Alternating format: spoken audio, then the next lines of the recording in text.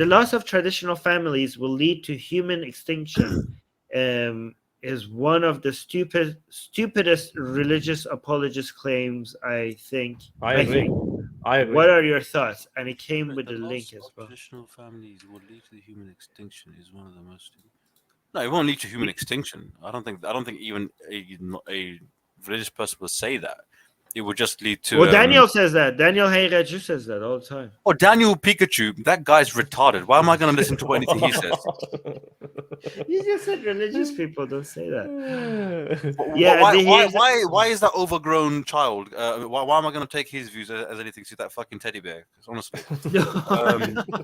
honestly, the fucking jihadi teddy bear. What the hell's going on with that guy? Jihadi teddy bear. Now you're making me like him. No, I okay. Now because that was a joke. Sorry, Daniel. Because Armin is so triggered. Armin, cute. Video is triggered. I want to show him this as well before you go into that. This is what he said. This is another gem of wisdom. You are essentially saying yes to your granddaughter only. Allahumma salli ala Muhammad.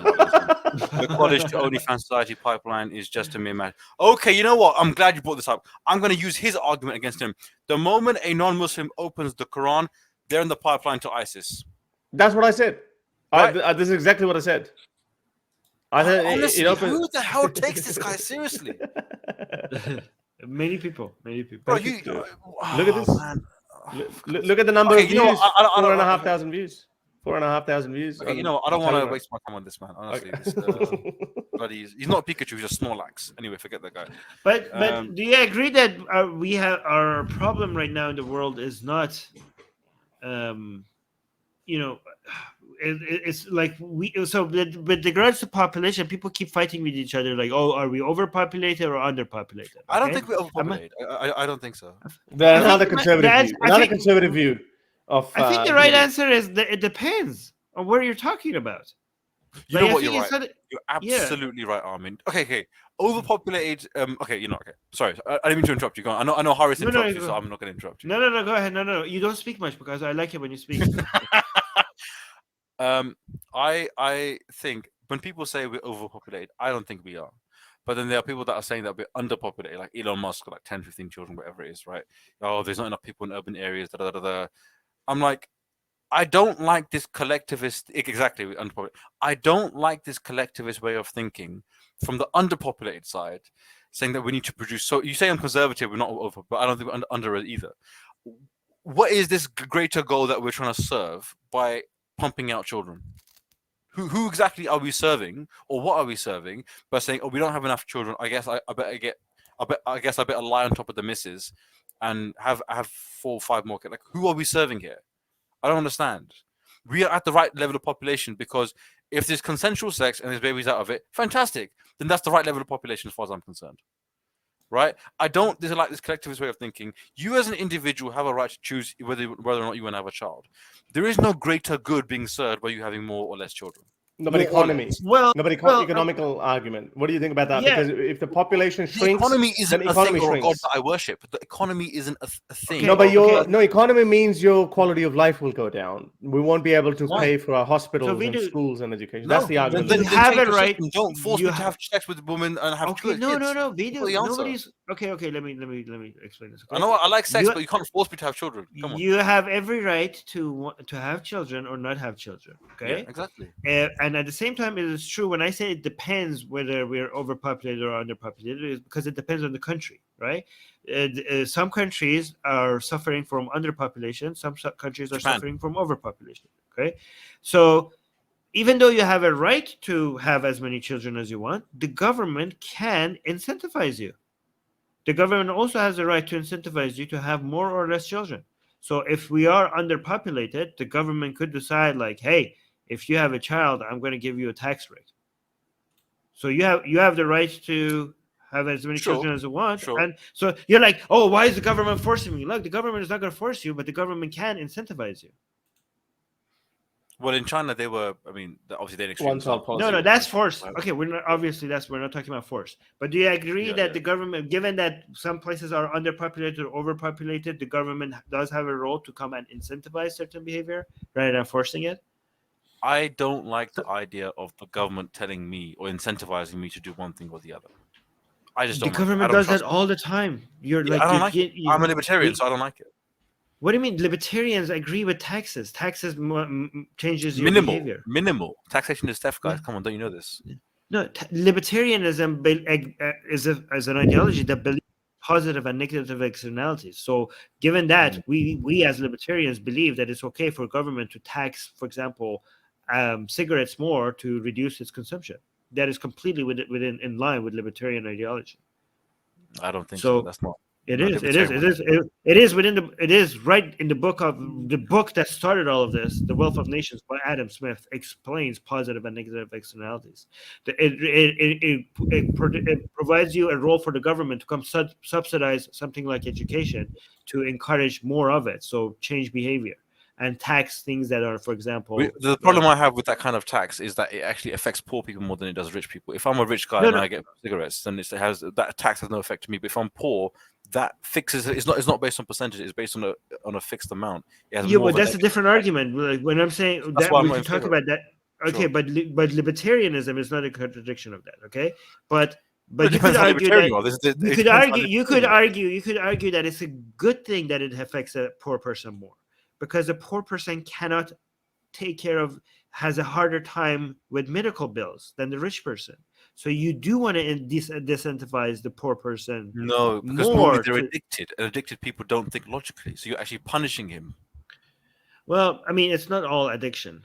You do actually. There is a negative correlation between the money you pay for alcohol and cigarettes and their consumption. So it does have an effect, and affects poor people more. So that it does change behavior. Anyways, but for example, let's go back to population. For example, what if in let's say Philippines, right, suffers overpopulation, for example, right? What is wrong with the government handing out condoms, free condoms? Is that bad? So it's not forcing anybody, but it's just like providing tools for you to control how many children you have. At what point does the government? How far would you be willing to go? So if let's say for a country is overpopulated, however you want to define overpopulation, bodily autonomy should not be violated. Bodily autonomy should not be violated. So they're using taxpayers' money and then telling them don't have more kids or have more kids. No. We're not even telling them don't have more kids. We're telling them encourage them have more kids or please don't. Here's condoms. We're in some countries. We're like, here's free condoms. Here's free condoms. Okay, that's all you're doing. In some other countries, the government could be like, if you have a child, you get free, like 6 months free. Maternity leave, whatever. Yeah. Okay. Yeah. Maybe. It's not something that I'm comfortable with because, again, as an individual, my concern is about me, not about the economy. Yeah, again, but the government, I know, but the government's role, you have to take care of yourself and your family, okay?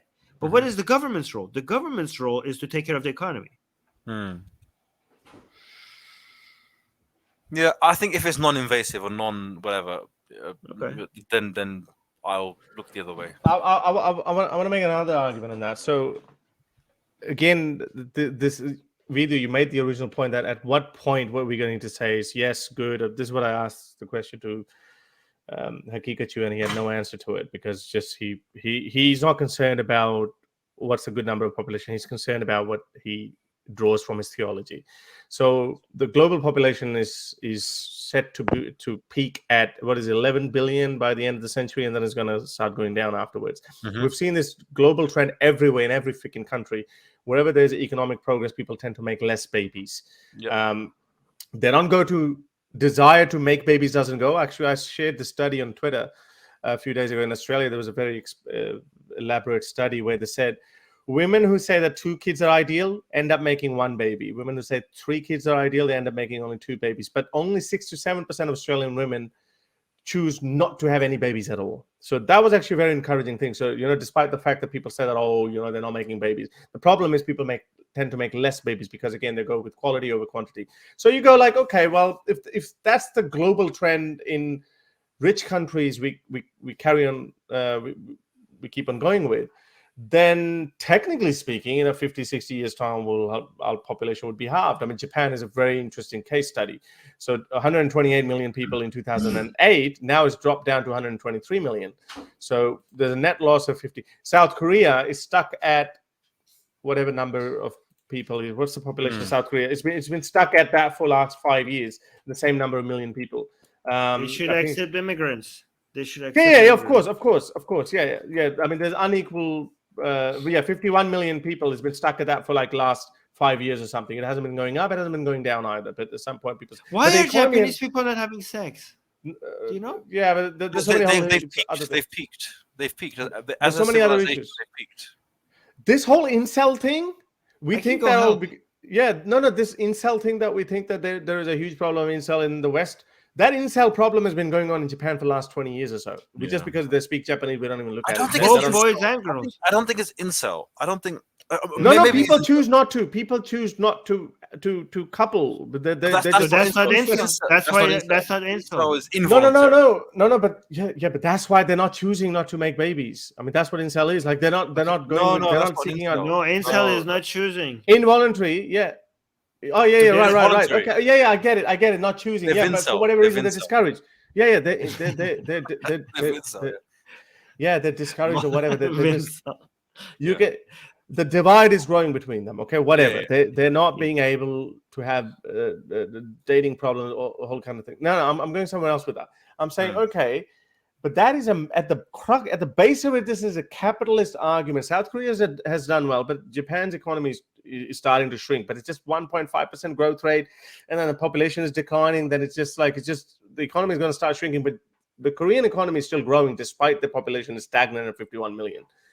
But when you said it depends, I think you said it depends on where. Like, is it India or China or Canada where the people are not making babies, or Spain? I reckon it depends on the economic model that we have, because as we go towards AI, we're going to have less and less jobs. We're going to need welfare governments, and for welfare governments, it's a known fact that for governments to be able to have a generous welfare kind of a system, they need smaller population. As economies start getting bigger, populations start getting bigger and bigger, it becomes more difficult to give them welfare payments. So if we have less and less jobs, and when I don't buy this argument of, some other jobs will pop up or whatever. If we do purely go into AI, there's going to be a major reduction in jobs, and we have a sample for it in Augustus Caesar's time. In Augustus Caesar's time, Romans actually they were becoming really wealthy. Even an ordinary Roman had one slave. So what happened? They start, all these jobs started going to people, started getting their slaves to do this work, even jobs. So Augustus Caesar had to actually create a law that certain jobs could only be done by free people, because all of these jobs were being done by slaves. People were getting these done by slaves, and then there was a massive reduction in the job market. So we're going to have this, and that's why people say that there's going to be a universal basic income and whatnot. So I think in that case, we should be able to have smaller population, and we don't need a large population. I think this is a capitalist argument, and when our economic model changes, Armin, I reckon we need less population. What do you think? Well, I mean, if I want to go into the economic discussion of this, I could spend another 2 hours talking, right? But I do think that we are going to very soon, sooner than most people think, move into a post-work world. Yes. Where nobody works. And what would be the economy? What would be the economy like in that case? How would we go and buy milk and couch or a computer? Well, how would we buy that? It would be the half of what communists wanted, right? So the communists always said to everybody based on their ability will make based on their ability, and to everyone based on their need, right? So we would be in an era of abundance. So you wouldn't buy things; you would just take what you need. Yes, everybody would just take what they need. That's nonsense. That's going to happen, Vidu. That's going to happen, Vidu. Chalo Tiga, we'll see what happens. I mean, 3D printers. He said Chalo Tiga. He said, yeah, okay, all right, fine. We're already getting to a place where, like, if we get fusion technology, we're already going to have way too much abundant, more energy than we could ever need. More energy, less raw cost to make products. Yes, everything 3D would be printers. automated. Like everything would be automated, and we will have no shortage of energy. That would be a post-work era. That would be so abundance. Like rich and how poor. far away is this? I would say less than 500. 500 years. Less than No, no. 500 years. Less than what? Less than 500. Less than 500. Oh, that's too much. No. I thought you were talking about the next. No, I mean, that's too much. No. But that's ages, bro. It's around 50 years, No. man. Yeah, Okay. 150. I want to say 150 years, but a lot of people think like that's crazy. Well, I don't care I if would I'm say not for- around for it. Then it's not my. You Greta would be- Thunberg can deal with it. She's gonna live to 200 years old. Oh, dude, Yep. if you get to live to 120, which is possible because medical health and everything is improving, it's possible for you to get to a point where death is also meaningless. Like we are getting to a point where also death as a disease is going to be solved. There's another philosophical question in that you need to work to stay fulfilled. I say watch the movie Wall-E, and like I mean, everyone's fat. Everyone's sitting on these chairs, and because they got nothing to do. They're just having milkshakes and ice creams, and they're like, "Fat, we got nothing to do." We're gonna be fulfilled. We're gonna have if we have leisure metaverses. No, if we have metaverses in the future, we're going to have worlds to explore. We are going to have Matrix, crazy amounts. real Matrix will come. Here we go. Here we come. Everyone's got Bugatti. We are going to be able to live like thousands of lifetimes of experiences within minutes, and so there's no room for boredom. To have your questions answered on the next live stream, become my patron today. You can do so with as little as $1 a month. Link in the description below.